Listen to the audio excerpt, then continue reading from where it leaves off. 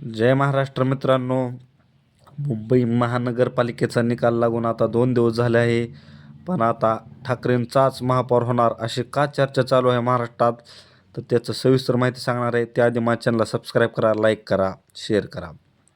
तर तर सर्व मित्रांनो, तुम्हाला सांगण्यात आनंद होत आहे की आता सध्याचं गणित म्हणजे शिवसेना उद्धव ठाकरे यांचे 66 नगरसेवक आले आहेत, मनसेचे 6 नगरसेवक आले आहेत व काँग्रेसचे 24 नगरसेवक आले आहेत. व जर त्यांना अजून 18-19ची गरज आहे, पण एका पक्षाचे 21 नगर फुटल्यानंतर त्यांच्यावर कोणतीही कारवाई होत नाही, कारण त्या पक्षाचे 29 नगरसेवक आहेत टोटल. ते 3/3 जर नगरसेवक फुटले तर त्याला कोणताही कायदा चालत नाही. तर सांगतो त्याचं गणित कसं आहे.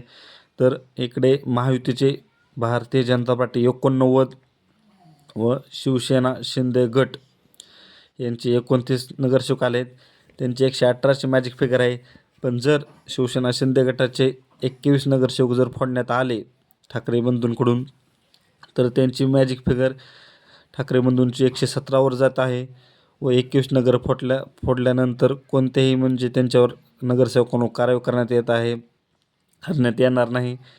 करता पण येत नाही, कारण 3/3 नगरसेवक होत आहेत. 7×4=28च्या गणिताने 3/3 जर 21 जर फुटले तर त्यांच्यावर कारवाई करण्यात येणार नाही. कुठल्याही कायद्यात ते बसत नाही. त्यामुळे जर ठाकरे बंधूंकडून 21 नगरच फुटले तरच महापौर बनणार आहे, नाहीतर कोणताही दुसरा पर्याय नाही. तरी त्यासाठी आता हे 21 नगर फोडण्यासाठी ठाकरे बंधून काय रणनीती आखतात.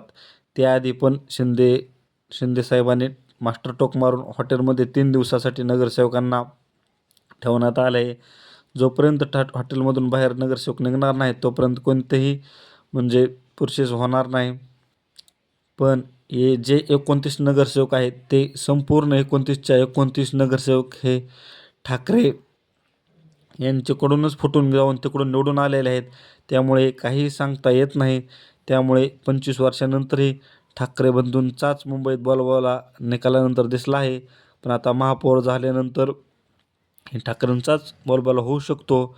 त्यामुळे आता कशी रणनीती आखतात ठाकरे बंधू, कारण 29चे 29 नगरसेवक हे ठाकरे बंधूंकडून जाऊन फक्त शिंदेंकडून जाऊन निवडून आलेले आहेत.